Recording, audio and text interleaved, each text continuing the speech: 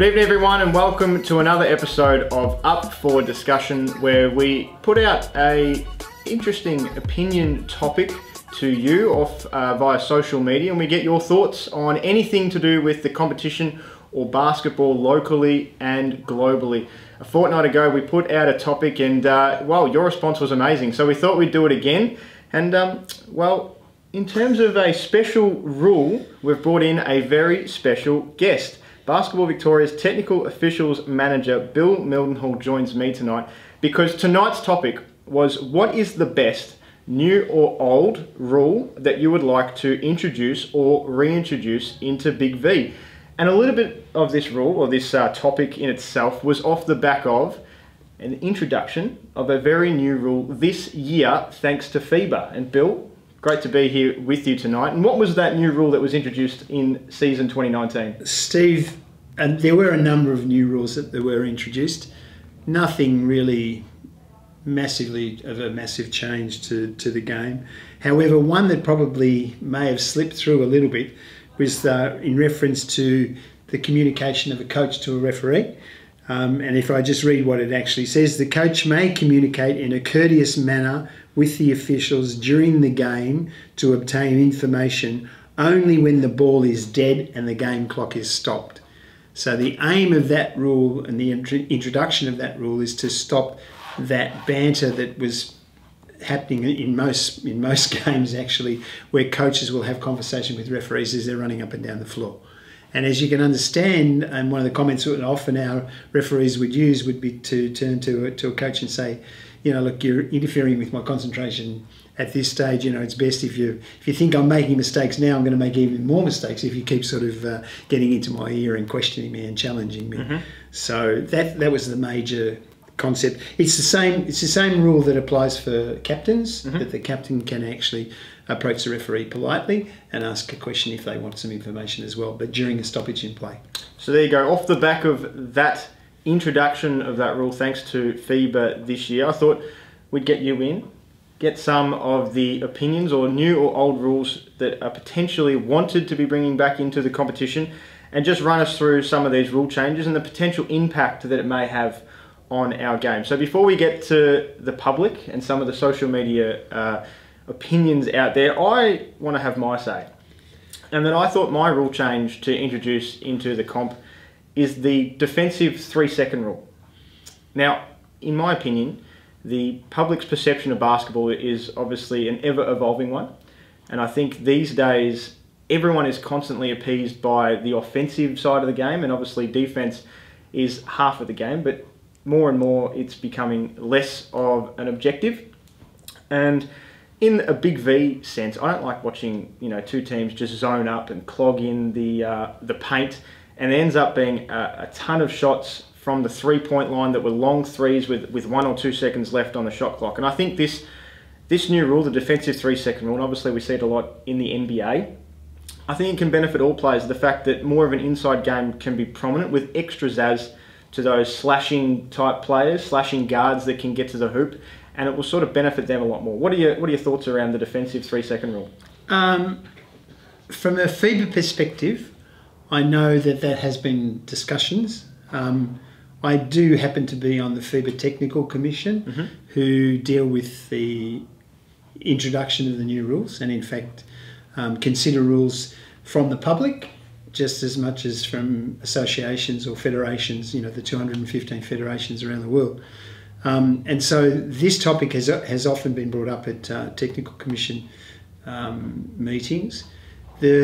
Part of the thinking with FIBA is that they're very much getting more and more aligned with the NBA. Mm-hmm.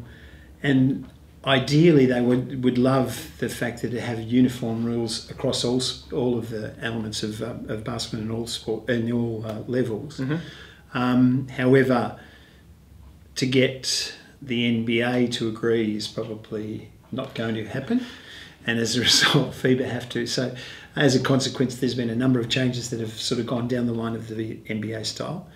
The concept of the 3-second, one of the reasons, a lot of the thinking behind FIBA is, which is what you addressed initially, is that they believe all of the rules should be equal to offence and defence. Okay. So they want to not ever create a rule that is favourable for one or the other. Now, some may say that's not feasible, and it probably isn't, but it also just gets away from the concept of being really offensively oriented. Yep. And some could quite easily comment that the NBA is very offensively oriented. Correct. And therefore, again, taking away another element of the defence then takes away the fact of being equal. Yeah, it's a really good point. That's their argument. Yeah, a really good point that we want to factor in both sides and make it a fair game, both ends of the floor. Yep. Another one that I just want to touch on before we go to some of the social media content. Justin Nelson, big fan and big friend of the show, has been harping on for a long time that 6 personal fouls instead of 5 personal fouls. Is that something that has been discussed? And I know, again, this is more so edging along towards the NBA. Well, the 6 personal fouls would then associate to, particularly, and another comment that some people would make, is you go to 48-minute games. And if you think back in the NBL a number of years back, we actually had 48-minute games and 6 fouls, 6 personal fouls. Well, let's stop there, because there actually are some comments that are asking for 12-minute quarters and ultimately 48-minute games. Luke Sunderland, Kevin Benn, Lou Godfrey and Drew Sol have all jumped on social media and had their say for 48-minute games. Yep. Do you know the reason why they have 20-minute games, 20-minute halves? 20-minute halves and 10-minute quarters? Because it fits into a 2-hour block for television. Rightio. So we're sort of going under the professional level that is televised, and we're running under that. Correct. Sort of, that so banner. the biggest issue that the NBL had to face, and this I know, this was their thinking a number of years back, was that 48-minute games were going too many times over the 2-hour time limit, and when you've got television contracts and so on, and you go over, and it was really embarrassing, particularly if you had an overtime game, and they'd had to cut off the vision when it got to overtime. So the concept now is, and there's still a concern of squeezing everything into that with the 20-minute halves, is to getting it into that 2-hour block. Of course, and you've obviously got commercial partners to appease and the like. Yeah. One's come from Dave Duckworth and Rhett Torber Lewis via social media, and I really like this one. The 1-and-1 rule when determining free throws when in the bonus, and I assume this is an NCAA rule at the moment. Is it happening anywhere else that you may know of? And obviously, just quickly, the 1-on-1 rule, for those out there that may not know, if you're in the foul penalty, and it's a non-shooting foul, you get 1 free throw where it's a live ball, it's fair game. But if it's a make, you get the second free throw. Correct. Following that. Yeah, which is what the rule used to be many years ago. So you'd had the option, you had not an option, but you had 1-on-1. So if you scored the first, you get the opportunity for a second. Was that on the final penalty foul? Or because I think in the college game it happens on the 7th foul and the 8th foul, and then as soon as you get into the 9th team foul, which for us is the bonus in a 20-minute half game, it's automatically 2 shots. Yeah.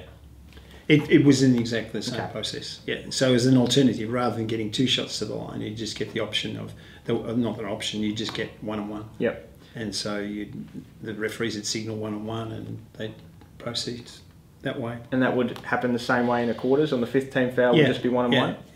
Yeah. And what are your thoughts surrounding that? Was there a particular reason why it was removed? I don't really know the reasons why it was removed. No, as to hazard a guess, I have really no idea as well. I know arguments about foul shots or going to the line. The general consensus of opinion about that is that's an element of the game, and it's something that players can actually become very proficient at, and they don't want to take that element away from the game. So, some people say, "Oh, why do we, continue to even use 2 shots and penalties in that manner?" But realistically, if players go and make 80-90% of their foul shots, then it's virtually free points for them. Our problem is, I guess, that we see so many discrepancies in the amount and the shooting percentage of foul shots. I don't mind that one because it's the onus is now back on the offensive player to make those free throws. And as you say, 80-90% probably doesn't make too much of a difference. Yeah. But the effect is if you've got players shooting 60, 70, 75% and you're looking to, make an impact on trying to peg back a ball game, especially late in the game, I don't mind the one-on-one rule there. The only thing, I guess, Steve, the other part too is that, and I've occasionally been in some games where teams have been behind and have been able to I've got to be careful. You can use the word intentional now because that's not a foul anyway. Tactically. Like, you can tactically foul to put somebody on the line and then they also choose, and this happens now all over the place, that they choose somebody who can't really shoot foul shots. So the chances are if you're behind, you're 10 or 15 behind, and you go and foul somebody knowing full well that they possibly can't make the foul shots, you take possession of the ball, you go down and make a 3, then you're reducing it back to 12, and then you do the same thing again without taking very much time off the clock. You can, in fact, get to the stage of winning the game. I had that experience many years ago in the NBL where Shane Hill was playing for Brisbane, and they were 21 down, and they got up and won by doing exactly that. There you go. Don't mind that one at all. A couple of funny ones. Declan Lewis tells us no more free throws, and he's looking at you, Sean Clark. Riley Spicer says a 4-point line would benefit teammate Jono Fraser and the Sherbrooke Suns. Obviously, hot shooting Suns out there. Justin McLeod and Steve Vischer have both said no more possession arrow and bring back the jump ball. If you're to ask me my rule that I would like to change, that's the one that I would like to change. Okay. Again, that's fitting back into line with what the NBA are now doing. Because they did initially. They were the ones who initiated the possession. But I think personally, I think it's a really good element of the game. One of the reasons that people probably don't know, one of the reasons why they took it away from FIBA was the fact that they felt that referees weren't able to toss the ball very well. Really? And so it became a skill that. If you think about it, you get sort of big guys. Unless the process you go about it is if you can remember back when you see lots of jump balls, guys jumping too early, guys not coming down when the ball's been thrown up, and all those sort of things. So it became a little bit ugly and messy, and to the extent where they had to keep repeating toss-ups. It's a bit like the footy now. I was going to say exactly a little bit like the bounce, isn't it? Absolutely. In the AFL, and they've removed that. But the other elements to it of at least you give. Equal opportunity to team to get possession of the ball from the jump ball, I still think that is a worthwhile consideration. And one final one, which I think this one's a really unique one. No overtime in youth league contests. This comes via Oliver Reed. Some of the explanation around it, due to time constraints when a senior game or a double header follows. Or TV, Steve. If you had TV. Or TV, because they say... how much does a draw differentiate from a result in a youth league contest? Yeah. I guess it's tradition in basketball, which makes it sort of somewhat unique from a number of other sports that they do play to actually get it. And I don't know whether you guys sort of watched, but that game when Melbourne United were involved this season, the past season, which was at 4 overtimes? 4 overtimes against Illawarra. I mean, that's pretty exciting. Yeah, that sort of happens. Mind you, I would hate to be paying the television bill because it's now gone over their mark. The 4-point one is very interesting. Yes, 4.1. This is a true story. When I was about 2 or 3 years ago on the technical commission, as I said, and you people should sort of take note of this. In fact, anybody can make a contribution to FIBA if they have an idea of a change of a rule. So much so, this example that we had a couple of years ago was someone suggested that a player who was able to dunk the ball and catch the ball after it's gone through the ring and then come back down to the floor and then go back and up and make it again, they should get 5 points for that. So dunk, catch the ball before you land, then shoot again. And then shoot again and you get 5 points. Yeah. That sounds like something coming out of Semi-Pro, the movie. Very skillful playing. There's only probably a handful of players that could do that. Yeah. So you know what? If you can do it, 5 points, hats off to you. There you go. So we had to consider that. Mind you, it didn't take a lot of time to... no, it was a slight conversation and discussion happening there. Hey, listen, Bill, thanks for jumping on board with some of these rules that the social media world has sort of witnessed to. And thank you to everyone out there who has jumped on and had their say. We had plenty more comments, and some of them weren't necessarily rules, but they were really great points, and I'm sure we can try and get to them a little bit later on this season where we can discuss a little bit more about that. But Bill Mildenhall, thanks for jumping on, up for discussion. It's another one done. We'll see you in another fortnight where we have another topic next time on another Blue Hoops production.